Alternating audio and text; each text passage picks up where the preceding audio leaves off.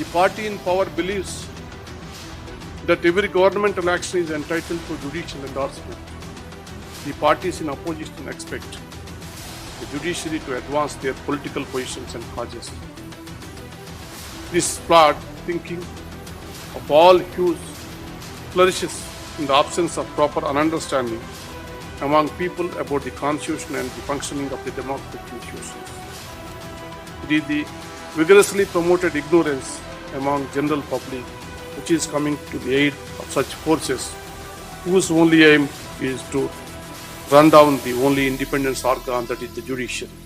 नमस्कार, आप देख रहे हैं ऑनलाइन न्यूज भारत और मैं हूं आपके साथ Munmun Rahman. Chief justice of India ने बीजेपी पर तंज कसते हुए उसे आईना दिखा दिया है। दोस्तों, चीफ जस्टिस एनवी रमन्ना ने कहा पार्टियां चाहती हैं कि कोर्ट उनके एजेंडे को सपोर्ट करे। यह बहुत बड़ा बयान है दोस्तों। देश के चीफ जस्टिस कहते हैं कि राजनीतिक पार्टियां चाहती हैं कि कोर्ट उनके एजेंडे को सपोर्ट करे। पूरी खबर बताएंगे आपको, एनवी रमन्ना का बयान भी सुनाएंगे आपको जिसमें वो ये सब कह रहे हैं। लेकिन उससे पहले ये समझना जरूरी है कि आखिरकार चीफ जस्टिस को इतना गुस्सा आ गया कि उन्होंने राजनीतिक पार्टियों को लेकर ये सब कह दिया।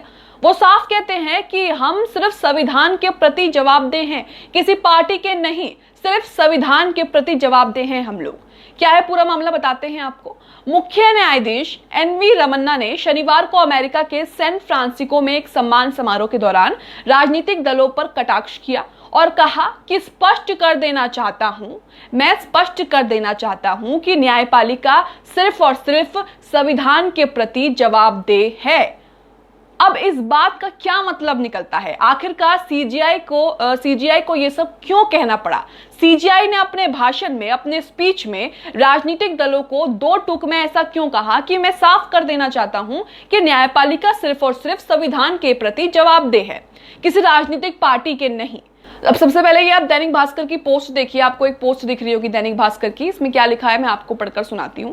इसमें लिखा है, आजादी के 75 साल हो गए हैं लेकिन अभी भी लोग संविधान की तरफ से अलग अलग संस्थाओं को सौंपी गई भूमिकाओं और जिम्मेदारी को नहीं समझ पाए हैं।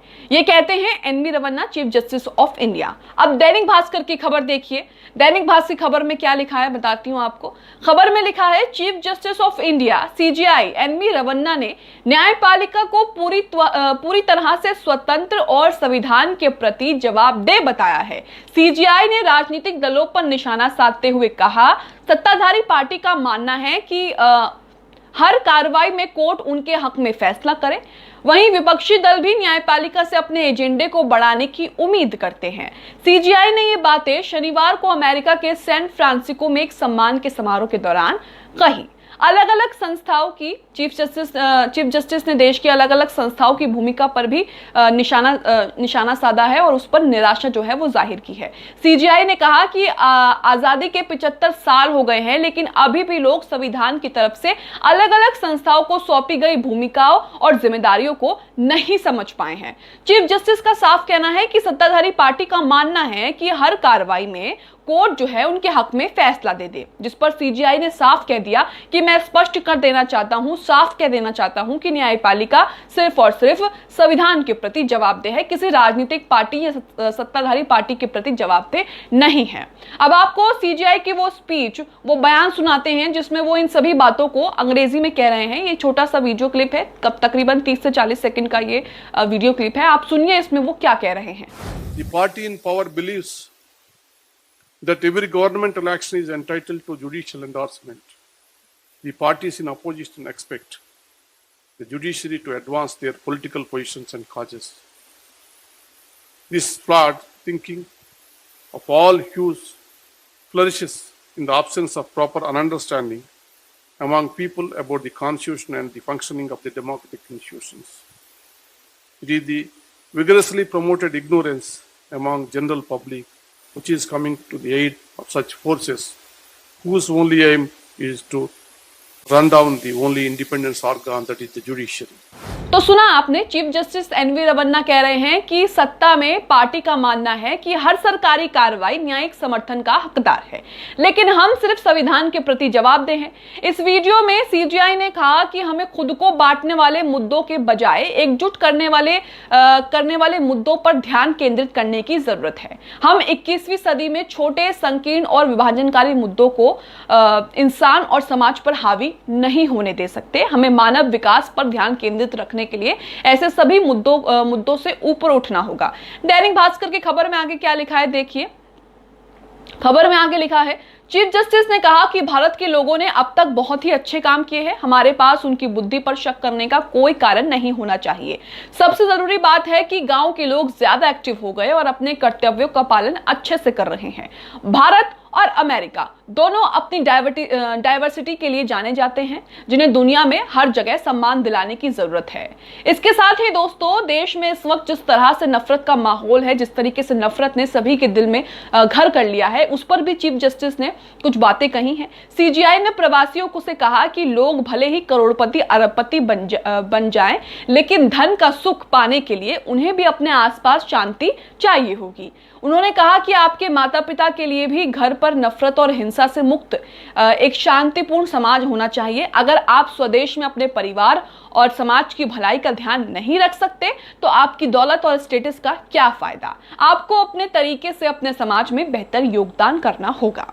आपको बता दें कि चीफ जस्टिस ने अप्रैल में कहा था कि जस्टिस ब्रेयर का कहना है कि न्यायाधीश का काम राजनीतिक नहीं है। मैं स्टेटमेंट से पूरी तरह से सहमत हूं। सीजीआई ऐसा कहते हैं, एक बार जब हमने संविधान की शपथ ले ली, एक बार जब हम न्यायाधीश के रूप में काम करना शुरू कर देते हैं, तो राजनीतिक अब प्रासंगिक नहीं रह जाती। ये संविधान है जो हमारा मार्गदर्शन करता है। सीजीआई ये सब कह रहे हैं। दैनिक जागरण ने सुप्रीम कोर्ट से जुड़ा एक पोस्ट तैयार किया है, जिसमें सुप्रीम कोर्ट को लेकर वो सारी जानकारियां जो है वो बताते हैं। सुप्रीम कोर्ट किस तरीके से काम करता है, सुप्रीम कोर्ट कब बना है, इसके अधिकार क्या है, इसके काम करने का तरीका क्या है, ये सब एक पोस्ट के जरिए समझाने की कोशिश की गई है। मैं आपको पढ़कर सुनाती हूं उसमें क्या क्या बताया गया है। दैनिक जागरण एक पोस्ट के जरिए समझाना चाहता है कि किस तरीके से सुप्रीम कोर्ट जो है वो काम करता है। मैं आपको पढ़कर सुनाती हूं। सुप्रीम कोर्ट भारत की सर्वोच्च अदालत है। ये 26 जनवरी 1950 को अस्तित्व में आया। इससे पहले फेडरल कोर्ट काम करता था। सुप्रीम कोर्ट संविधान के संरक्षक के रूप में काम करता है। यहाँ देश के सभी हाईकोर्ट के फैसले के खिलाफ अपील की जा सकती है। संविधान में चैप्टर 5 के आर्टिकल 124-147 में सुप्रीम कोर्ट को संवैधानिक संस्था कहा गया है। ये दिल्ली के तिलक रोड पर स्थित है। सुप्रीम कोर्ट में चीफ जस्टिस ऑफ इंडिया और राष्ट्रपति की ओर से नियुक्त जज होते हैं। ये 65 साल की उम्र पूरी होने पर रिटायर होते हैं। सुप्रीम कोर्ट का लोकार्पण समारोह संसद परिसर में चैम्बर ऑफ प्रिंसेस में हुआ था। सुप्रीम कोर्ट की मौजूदा इमारत 1958 में बनी थी। सुप्रीम कोर्ट के जज को केवल राष्ट्रपति हटा सकते हैं। ऐसे मामलों में जांच का अधिकार देश की संसद को दिया गया है। सुप्रीम कोर्ट बिल्डिंग की डिजाइन केंद्रीय लोक निर्माण विभाग CPWD के पहले चीफ गणेश भिकाजी देवलालीकर ने बनाई थी। सुप्रीम कोर्ट के किसी भी जज को हटाने के लिए संसद के दोनों सदनों को 2/3 बहुमत से प्रस्ताव पास किया करना होता है। तो ये जो चीजें हैं, ये दैनिक जागरण ने एक पोस्ट के जरिए समझाने की कोशिश की कि सुप्रीम कोर्ट किस तरीके से काम करता है, सुप्रीम कोर्ट कब बना, कब अस्तित्व में आया, उससे पहले कौन सी चीजें काम करती थी।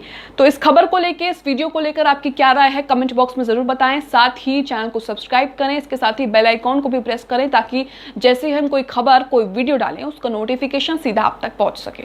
इस खबर को अभी लाइक करें, शेयर करें, अभी चैनल को सब्सक्राइब करें और घंटी जरूर